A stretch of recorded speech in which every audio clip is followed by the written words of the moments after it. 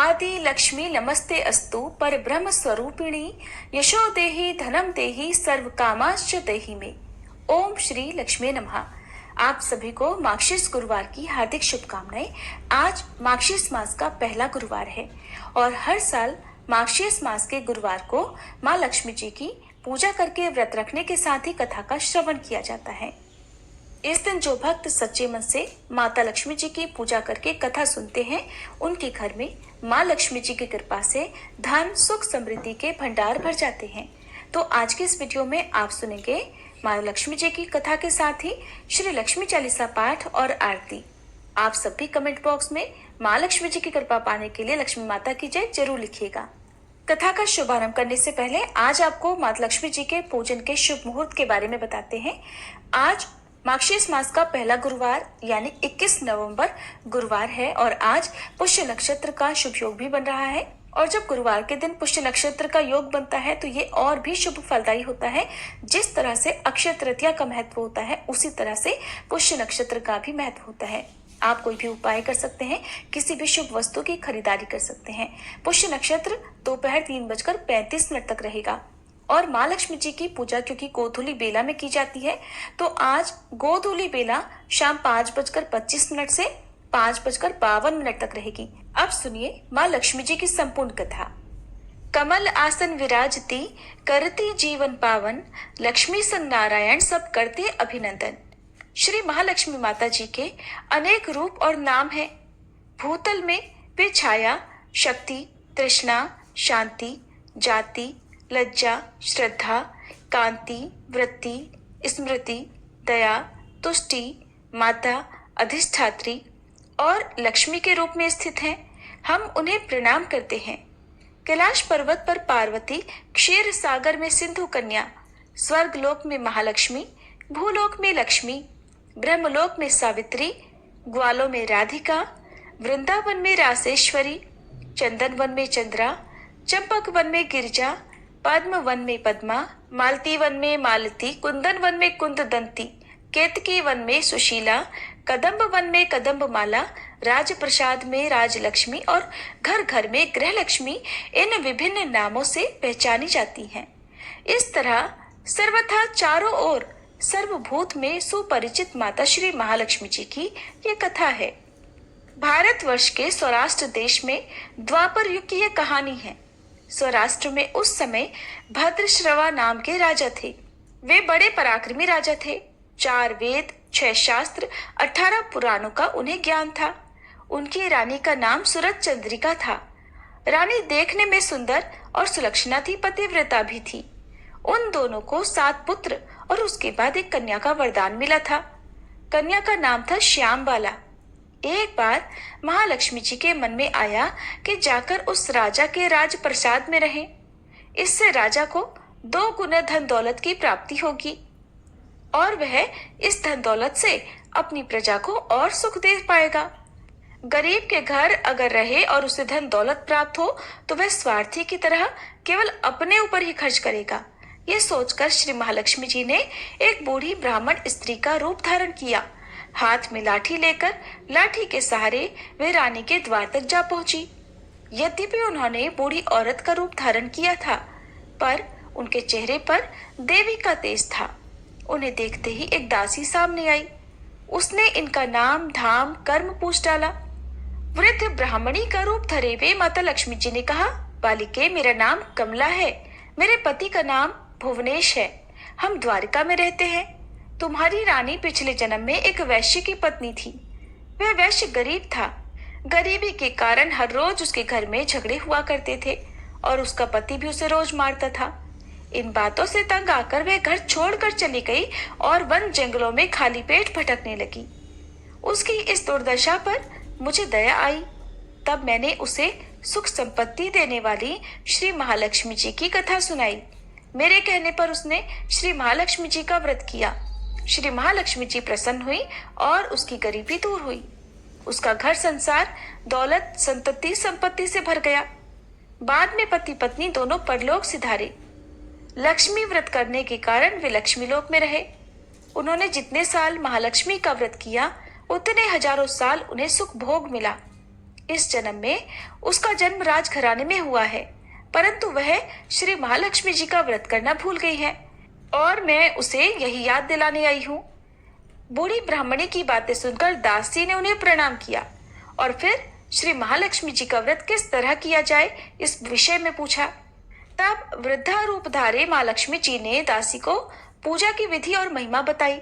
इसके बाद वह दासी माता को प्रणाम करके रानी को बताने अंदर चली गई। राज वैभव में रहते हुए रानी को अपने ऐश्वर्य का बड़ा घमंड हुआ था। संपत्ति और अधिकार के कारण वह उन्मत्त हो गई थी। दासी के द्वारा बताई गई वृद्धा ब्राह्मणी की बातें सुनकर वह आग बबूला होकर राजद्वार पर आकर बुढ़िया रूपधारी श्री महालक्ष्मी जी पर ही बरस पड़ी। उसे ये नहीं पता था कि स्वयं श्री महालक्ष्मी जी माता एक वृद्धा ब्राह्मणी का रूप धारण किए उसके द्वार तक आई हैं। परंतु रानी का इस कदर रूखा बर्ताव और अपना अनादर देखकर अब माता लक्ष्मी जी ने वहां ठहरना ठीक नहीं समझा और वे वहां से चल पड़ी। राह में उन्हें राजकुमारी श्यामबाला मिली। उन्होंने श्यामबाला को सारी बात बताई। श्यामबाला ने अपनी ओर से श्री महालक्ष्मी जी माता से क्षमा मांगी और माता को उस पर दया आ गई। उन्होंने श्यामबाला को श्री महालक्ष्मी जी व्रत के बारे में बताया। उस दिन अगहन यानी मार्गशीर्ष मास का पहला गुरुवार था।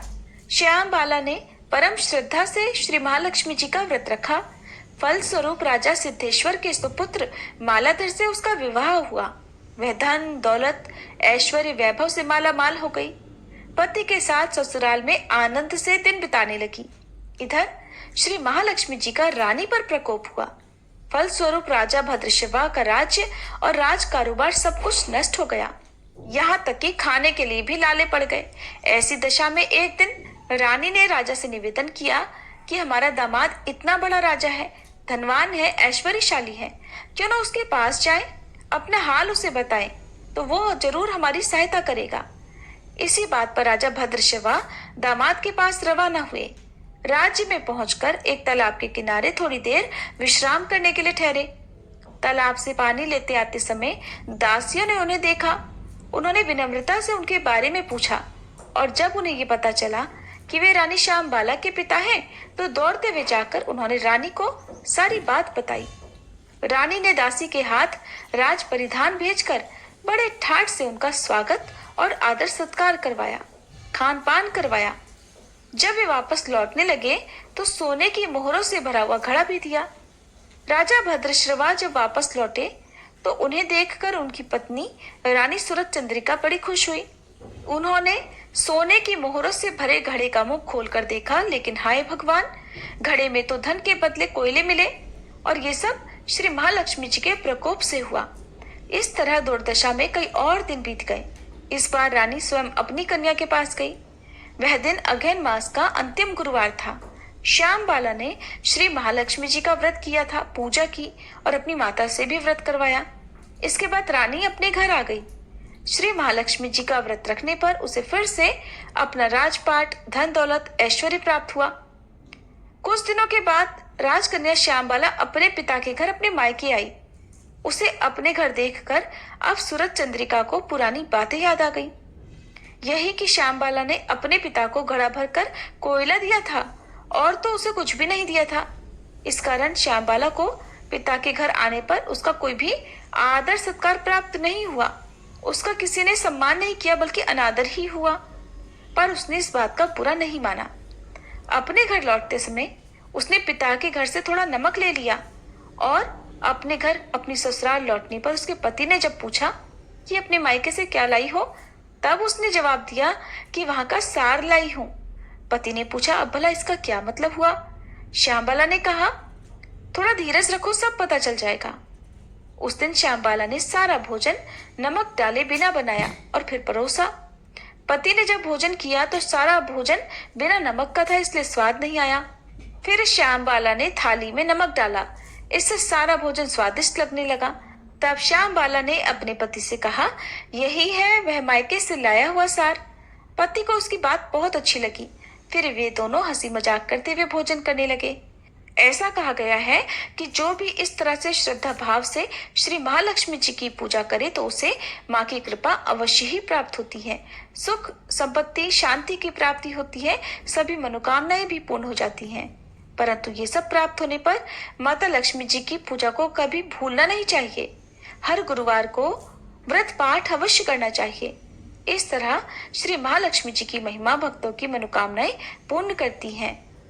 गुरुवार लक्ष्मी व्रत कथा समाप्त। प्रेम से बोलिए लक्ष्मी माता की जय। श्री लक्ष्मी चालीसा पाठ। मातु लक्ष्मी करी कृपा, करो हृदय में वास, मनोकामना सिद्ध कर पुरवहु मेरी आस। सिंधु सुता विष्णु प्रिय, नत शिर बारंबार, रिद्धि सिद्धि मंगल प्रदे, नत शिर बारंबार। यही मोर अरदास, हाथ जोड़ विनती करूं, सब विधि करो सुवास, जय जननी जगदम्बिका। सिंधु सुता में सुमिरो तो ही, ज्ञान बुद्धि विद्या दो मोही। तुम समान नहीं कोई उपकारी, सब विधि पुरवहु आस हमारी। जय जय जगत जननी जगदम्बा, सबके तुम ही हो स्वलंबा। तुम ही हो घट घट के वासी, विनती यही हमारी खासी। जग जननी जय सिंधु कुमारी, दीनन की तुम हो हितकारी। विनयो नित्य तुम्ही महारानी, कृपा करो जग जननी भवानी। ये ही विधि स्तुति करो तिहारी, सुधि लीजे अपराध बिसारी। कृपा दृष्टि चित वो मम ओरी, जगत जननी विनती सुन मोरी। ज्ञान बुद्धि जय सुख की दाता, संकट हरो हमारी माता। क्षीर सिंधु जब विष्णु मथायो, 14 रत्न सिंधु में पायो। 14 रत्न में तुम सुख राशि, सेवा कियो प्रभु ही बनदासी। जब जब जन्म जहाँ प्रभु लीन्हा, रूप बदलतः सेवा कीन्हा। स्वयं विष्णु जब नर तनु धारा, लीनेहु अवधपुरी अवतारा। तब तुम प्रकट जनकपुर माही, सेवा कियो हृदय पुलकाही। अपनायो तो ही अंतर्यामी, विश्व विदित त्रिभुवन की स्वामी। तुम सब प्रबल शक्ति नहीं आनी, कह तक महिमा कहो बखानी। मन क्रम वचन करे सेवकाई, मन इच्छित वांछित फल पाई। तज छल कपट और चतुराई, पूजहि विविध भांति मन लाई। और हाल में कहो बुझाई, जो यह पाठ करे मन लाई। ताको कोई कष्ट न होई, मन इच्छित फल पावे फल सोई। त्राही त्राही जय दुख निवारणी, त्रिविध ताप भव बंधन हारणी। जो यह चालीसा पढ़े और पढ़ावे, इसे ध्यान लगा कर सुने सुनावे। ताको कोई न रोग सतावे, पुत्र आदि धन संपत्ति पावे। पुत्रहीन और संपत्तिहीना, अंधा बधिर कोढ़ी अति दीना। विप्र बुलाए के पाठ करावे, शंका दिल में कभी ना लावे। पाठ करावे दिन चालीसा, ता पर कृपा करे गौरी सा। सुख संपत्ति बहुत सी पावे, कमी नहीं काहू की आवे। 12 मास करे जो पूजा, ते ही समधन्य और नहीं दूजा। प्रतिदिन पाठ करे मन माही, उन सम कोई जग में नाही। बहुविधि क्या में करो बढ़ाई, ले परीक्षा ध्यान लगाई। करी विश्वास करे व्रत नेमा, होई सिद्ध उपजय उर प्रेमा। जय जय जय लक्ष्मी महारानी, सब में व्यापित जो गुण खानी। तुम्हरो तेज प्रबल जग माही, तुम सम को दयाल को नाही। मोहि अनाथ की सुधि अब लीजे, संकट काटी भक्ति मोहि दीजे। भूल चूक करी क्षमा हमारी, दर्शन दीजे दशा निहारी। बिन दर्शन व्याकुल अधिकारी, तुम ही अक्षत दुख सहते भारी। नहीं मोहि ज्ञान बुद्धि है तन में, सब जानत हो अपने मन में। रूप चतुर्भुज करके धारण, कष्ट मोर अब करहु निवारण। कहीं प्रकार में करो बढ़ाई, ज्ञान बुद्धि मोहि नाहि अधिकाई। रामदास अब कहाई पुकारी, करो दूर तुम विपत्ति हमारी। त्राहि त्राहि दुखारिणी, हरो बेगी सब त्रास। जयति जयति जय लक्ष्मी, करो शत्रुन का नाश। रामदास हरि ध्यान नित, विनय करत कर जोर। मातो लक्ष्मी दास पर, करहु दया की कोर। इति लक्ष्मी चालीसा संपूर्णम। माँ लक्ष्मी जी की आरती। ओम जय लक्ष्मी माता, मैया जय लक्ष्मी माता। तुमको निश दिन सेवत, मैया जी को निश दिन सेवत। हर विष्णु विधाता, ओम जय लक्ष्मी माता। उमा रमा ब्रह्माणी, तुम ही जग माता। मैया तुम ही जग माता। सूर्य चंद्रमा ध्यावत, नारद ऋषि गाता। ओम जय लक्ष्मी माता। दुर्गा रूप निरंजनी, सुख संपत्ति दाता। मैया सुख संपत्ति दाता। जो कोई तुमको ध्याता, रिद्धि सिद्धि धन पाता। ओम जय लक्ष्मी माता।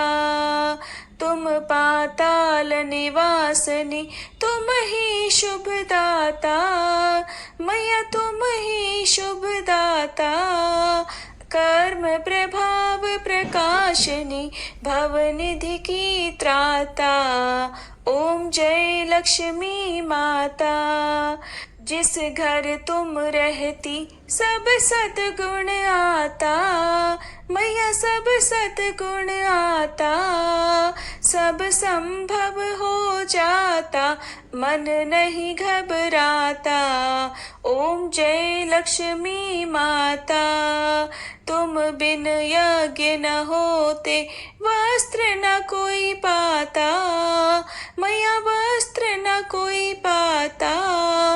खान पान का वैभव, सब तुमसे आता। ओम जय लक्ष्मी माता। शुभ गुण मंदिर सुंदर, क्षीरोदधि जाता। मैया क्षीरोदधि जाता। रत्न चतुर्दश तुम बिन, कोई नहीं पाता। ओम जय लक्ष्मी माता। महालक्ष्मी जी की आरती, जो कोई नर गाता। मैया जो कोई नर गाता। और आनंद समाता, पाप उतर जाता। ओम जय लक्ष्मी माता। ओम जय लक्ष्मी माता। मैया जय लक्ष्मी माता। तुमको निश दिन सेवत, तुमको निश दिन सेवत। हर विष्णु विधाता। ओम जय लक्ष्मी माता। मैया जय लक्ष्मी माता।